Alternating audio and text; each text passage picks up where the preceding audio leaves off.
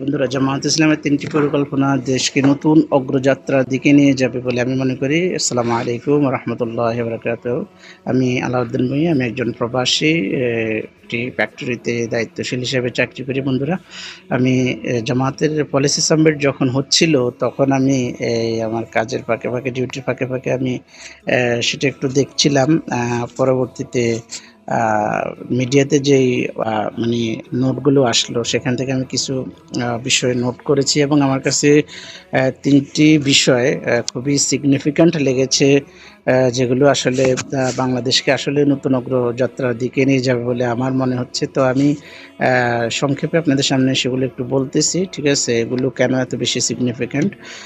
প্রথমত হচ্ছে, ১ নম্বরে হচ্ছে স্বাস্থ্য খাতে জিডিপি 6-8% তারা ব্যয় করবে বলে ঘোষণা দিয়েছে। বাংলাদেশে এই পর্যন্ত ৩-৪% উপরে জিডিপির বাজেট বা স্বাস্থ্য খাতে কোনো সরকার এখনো করে নাই। এবং আপনার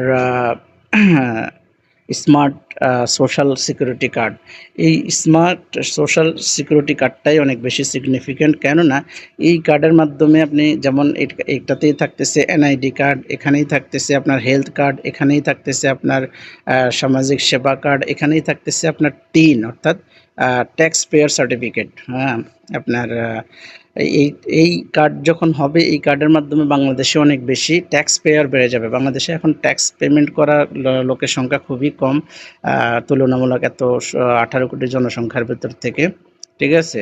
এখন আপনার এই ট্যাক্স পেয়ারের সংখ্যা অনেক বেশি বাড়বে। তারপরে হচ্ছে আপনার ৩ নম্বরে হচ্ছে যে আপনার ৩ বছরের জন্য সকল সব শিল্প কারখানায় তারা ইলেকট্রিসিটি, গ্যাস এবং পানির যেই চার্জ সেটা ফ্রি করে দিবে। এবং এখানে এই বিষয়টাই সিগনিফিক্যান্ট। কেননা দেখেন, এইটা যদি করে তাহলে কিন্তু বাংলাদেশের যেই শিল্প বিপ্লবের যেই অগ্রযাত্রা, যেটা বাংলাদেশে এখনও আসলে ওইভাবে হয় নাই, সেটার দিকে বাংলাদেশ অগ্রসর হবে। এবং ৪ নম্বরে হচ্ছে যে কৃষকদের জন্য আপনার সুদবিহীন ঋণ। আর বাংলাদেশে কৃষি ঋণ তো আছে, কিন্তু সেখানে কিন্তু আপনার উচ্চ পর্যায়ে সুদ নেওয়া হচ্ছে, ঠিক আছে? এতে করে কৃষকরা কিন্তু অনেক বেশি দেউলিয়া হচ্ছে।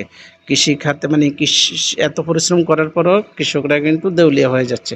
তো যখন সুদমুক্ত ঋণ পাবে কৃষকরা, তখন কিন্তু কৃষকদের যেই জীবন মান, ঠিক আছে, এবং যেই প্রফিট করার যেই সিস্টেমটা, সেটা কিন্তু আরও উন্নত হবে।